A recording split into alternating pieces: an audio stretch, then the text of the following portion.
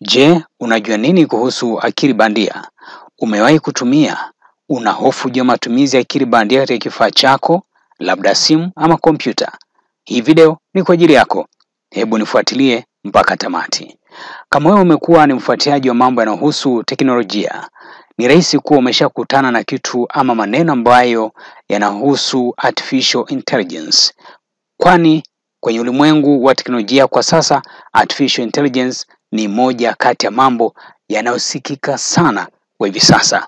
Huenda labda najiuliza, artificial intelligence ni nini hasa?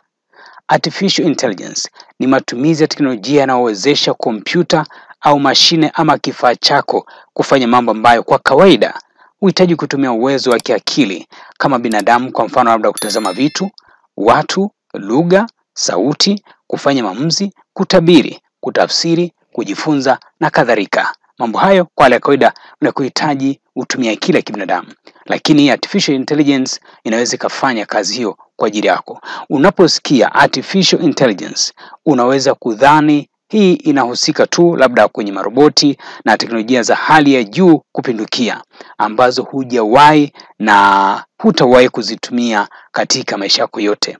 Japo artificial intelligence pia hutumika kwenye maroboti na teknolojia nyingine kubwa za hali ya juu. Artificial intelligence pia inatumika katika teknolojia nyingi za kawaida zinazotumia na watu wengi katika maisha yao ya kila siku. Nikwambia hata wewe hapo ulipo inawezekana unatumia hiyo mifumo, lakini unaweza kusema no, situmii.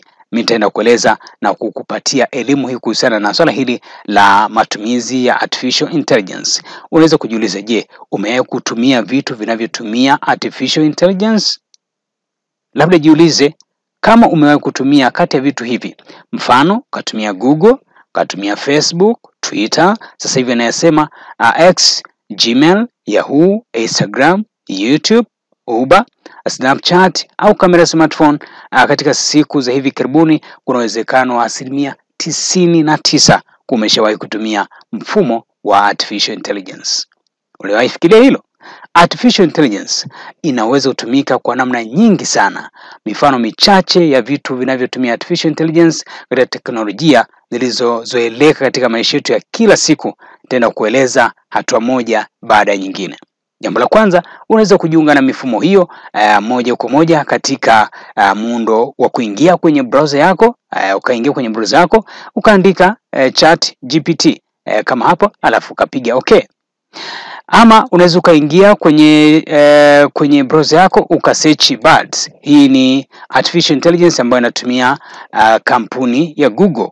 Basi moja kwa moja unaweza ukajisajili kama hapa Google anaendelea na matengenezo ya hiyo artificial intelligence. Basi unaweza ukatry ukabofya hiyo kuweza kuifungua, ama ukaenda kwenye ChatGPT utaangalia kama hivi, alafu utaclick. Unaweza uka ChatGPT wameshaanzisha application yao ambayo unaweza kuitumia kwenye simu yako ya Android. Ni rahisi sana kusaidia kufanya mambo mengi sana. Kwa hiyo artificial intelligence ya ChatGPT, basi unaweza kuona maelezo kadhaa ukaweza kusoma jinsi ambavyo unaweza kufanya kazi. Ni rahisi. Hebu twende tukajisajili. Mfano unaweza kubofya login au sign up. Kama ni mara yako ya kwanza, tafadhali bofya sign up ili kuweza kujisajili, na baada ya hapo basi unaweza login kwa kuandika email yako na taarifa zako kadhaa.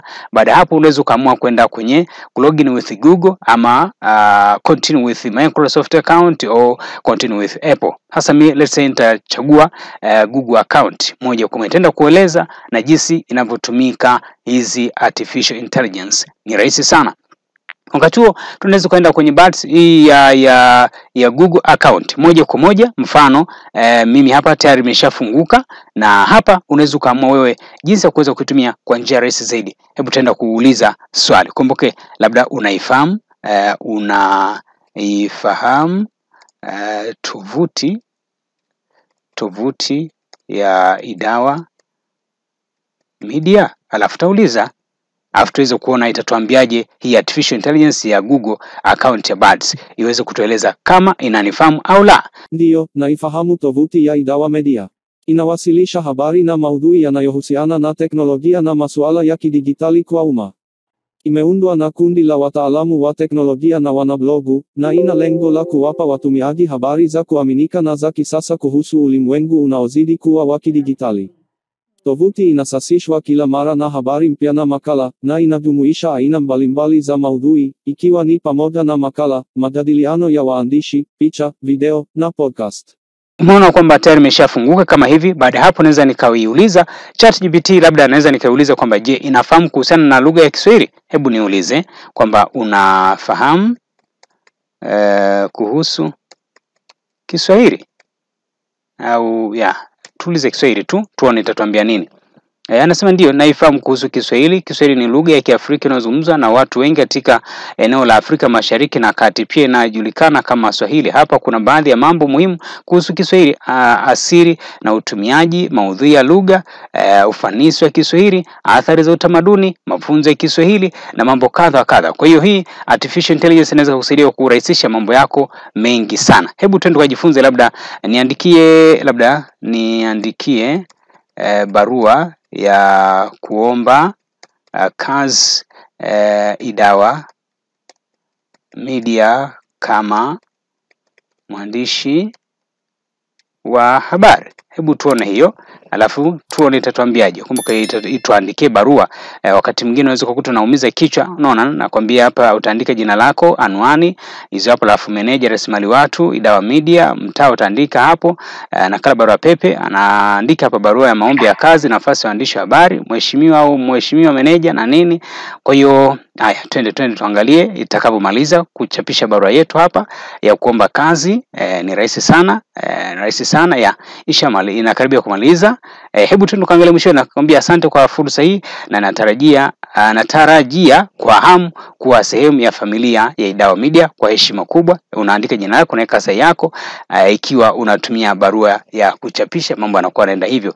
Hivi ndivyo ambavyo inaweza kukuandikia barua, na ukisoma hapo utaweza kuona kwamba natumia fursa hii kuwasilisha maombi yangu kwa nafasi ya mwandishi wa habari katika Idawa Media kama ilivyotangazwa. Baada ya kufuatilia kwa ukaribu kazi zenu na kufahamu dhamira yenu ya kuhabarisha umma kwa njia inayoinua na kuelimisha, nimevutiwa sana kuwa sehemu ya timu yenu yenye hamasa na mwelekeo mbeleni. Hivi ndivyo ambavyo unaweza kuandika. Unaona raha hiyo ya kuweza kuzifahamu hizi akili bandia.